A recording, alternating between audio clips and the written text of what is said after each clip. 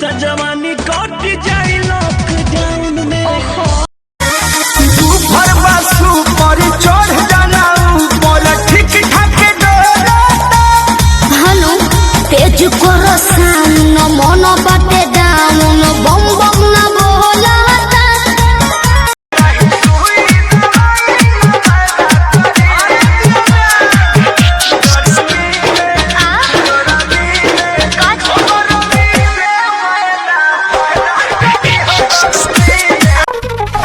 धीरे धीरे बढ़ल लौसन लाभ वाला मीटर लड़की रहे उ बड़ी चीटर आवेला ना नींद जान छीन ले ले बिया बस गई दिलवा के भीतर कि नील कमल खातिर रात भर जागल बिया जागल बिया।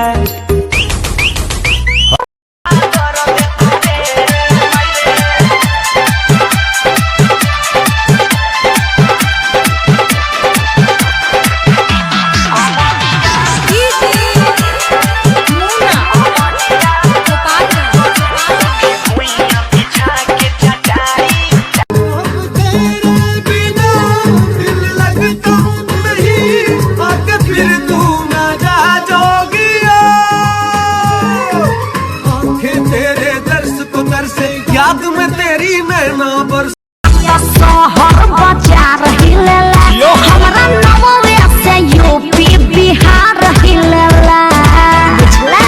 हाँ हो गोरी हो जवानी तोहर बाटे चिल्ला टॉप।